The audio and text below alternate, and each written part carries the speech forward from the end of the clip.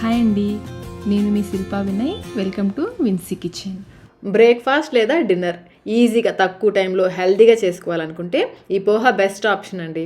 అదేనండి, అటుకులతో చేసే ఉప్మా చాలా టేస్టీగా ఉంటుంది, చాలా త్వరగా చేసేసుకోవచ్చు, అంతే హెల్తీ కూడా. మా పాపకైతే పోహా నేను చేస్తేనే నచ్చుతుందండి, ఇంకెవ్వరు చేసినా కానీ తనకు అంతగా నచ్చదు. నేనే బాగా చేస్తానంటుంది. మరి నేను ఈ పోహా ఎలా చేస్తానో మీరు చూసేయండి.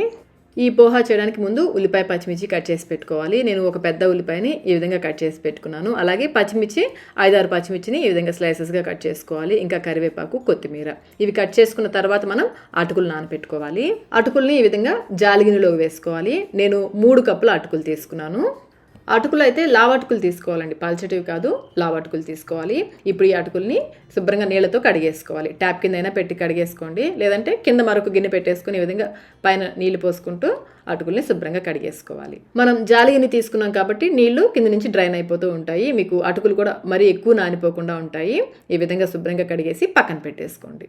ఇప్పుడు స్టవ్ పైన వెడల్పుగా ఉన్న ఒక ప్యాన్ పెట్టేసుకుని 3 లేదా 4 టేబుల్ స్పూన్ నూనె వేసి, నూనె కాగిన తర్వాత 1/2 టీ స్పూన్ ఆవాలు వేసుకుని వేయించుకోవాలి.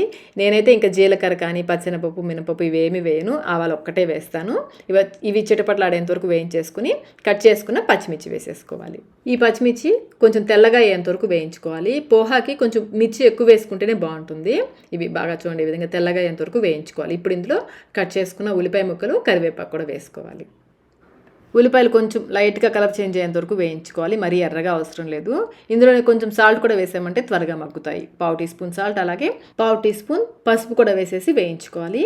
ఈ ఉల్లిపాయలు వేగుతూ ఉంటాయి. మరొక పక్కన మనం అటుకులు కడిగి పెట్టుకున్నాం కదా, అవి చక్కగా నానుంటాయి. ఇప్పుడు ఈ నానిన అటుకుల్లో వేయించుకున్న పల్లీలు ఈ విధంగా బద్దలుగా చేసి వేసుకోవాలి. పల్లీలు కూడా కొంచెం ఎక్కువ వేసుకుంటేనే బాగుంటుంది. అలాగే 1/2 టీ స్పూన్ సాల్ట్, ఇంకా 1/2 టీ స్పూన్ పంచదార కూడా వేసుకోవాలి. పంచదార అయితే ఖచ్చితంగా వేసుకోండి, దీంతో ఒక మంచి టేస్ట్ వస్తుంది. మరీ ఎక్కువ వేసేసుకోవద్దు, కొంచెం వేసుకోవాలి. ఇంకా సన్నగా తరిగిన కొత్తిమీర కూడా వేసేసుకొని ఈ అటుకుల్లో ఇవన్నీ కూడా బాగా కలిసేలాగా కలుపుకోవాలి. అటుకులు కూడా చూడండి చక్కగా పొడి పొడిగా ఉన్నాయి, ఎక్కువ నానిపోకుండా ముద్దగా అయిపోకుండా చక్కగా పొడి పొడిగా ఉన్నాయి కదా.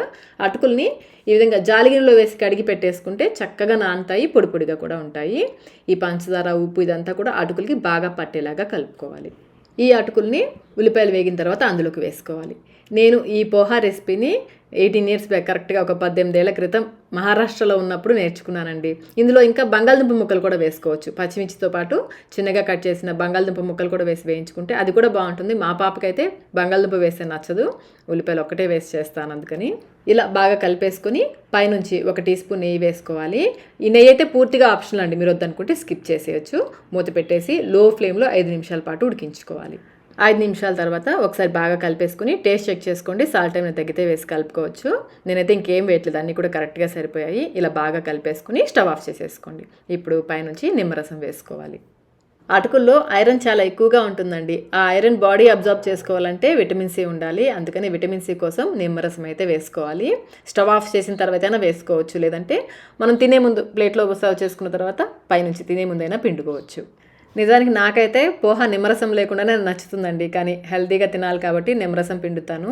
అంతేనండి, టేస్టీ పోహా అయితే రెడీ అయిపోయింది. నేనైతే ఈ విధంగా చేస్తాను. ఈ పద్ధతిలో మీరు కూడా ఒకసారి తప్పకుండా ట్రై చేయండి. ట్రై చేసి మీకు టేస్ట్ ఎలా అనిపించిందో మాకు కమెంట్ రూపంలో తెలియచేయండి.